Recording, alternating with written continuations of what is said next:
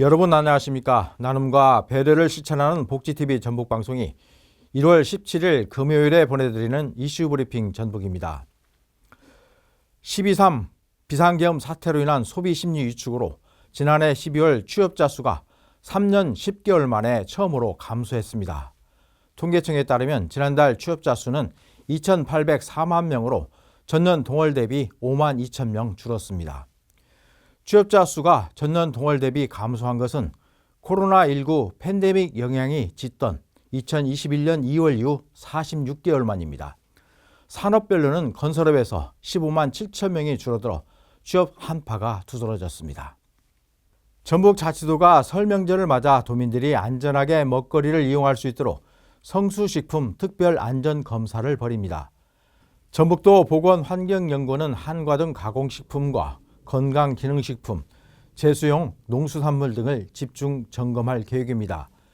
특히 미생물과 중금속, 잔류, 농약 등을 철저히 검사해 부적합 식품이 발견될 경우 즉시 회수 폐기하고 행정처분을 내릴 방침입니다.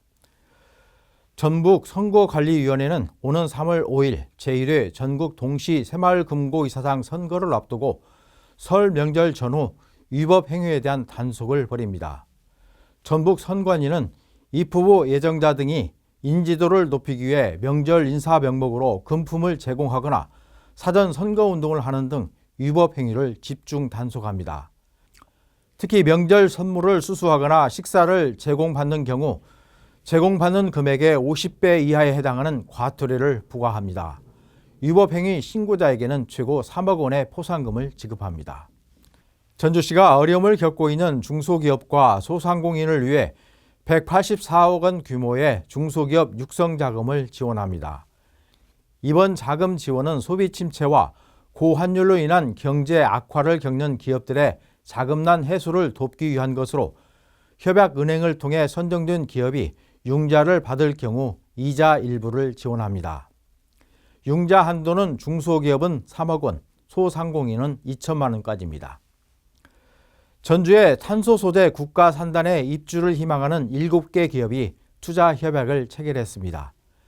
전주시는 대경산전, 네프, 이수 ENG 등 7개 기업과 투자 협약을 맺었다고 밝혔습니다. 이들 7개 기업은 모두 610억 원을 투자해 전주 탄소 소재 국가 산단의 생산시설을 구축하고 135개의 신규 일자리를 만들 계획입니다. 전북교육청이 올해 도내 초등학교 입학을 위한 예비 소집에서 아동 2명의 소재가 파악되지 않아 경찰에 수사를 의뢰했습니다. 전북교육청에 따르면 최근 실시된 초등학교 신입생 예비 소집 대상 아동 중 504명은 예비 소집에 참석하지 않았습니다. 전북교육청은 예비 소집에 불참한 아동을 대상으로 소재 파악에 나선 결과 대부분 불참 사유가 확인됐지만 익산 지역 아동 2명은 소재 파악이 안 돼 경찰에 수사를 의뢰했습니다. 아동 학대로 숨진 이른바 정인이 사건이 발생한 2021년부터 거액을 임실군에 쾌척한 익명의 독지가가 올해도 4억 1천만 원을 기탁했습니다.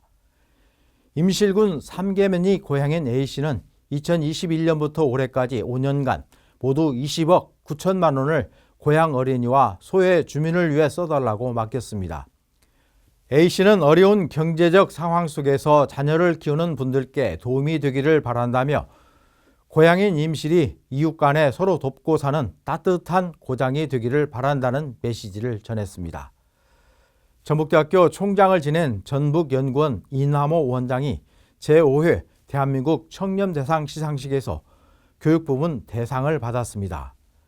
사단법인 공직공익비리 신고 전국시민운동연합이 주최한 시상식에서 이남호 원장은 전북대 총장 재임 시절 청렴성을 바탕으로 한국적인 대학 조성과 모범인재 양성, 약학대학 유치에 기틀을 마련했습니다. 특히 대학의 경쟁력을 높이고 국제적인 대학 평가에서 국가 거점 국립대학 1위, 재학생 서비스 품질 만족도 전국 1위 등을 달성한 공로를 인정받았습니다.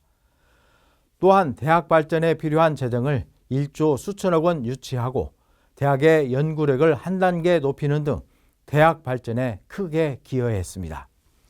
네, 우리는 지난 15일 현직 대통령 체포라는 현대사의 초유의 일을 목도했습니다.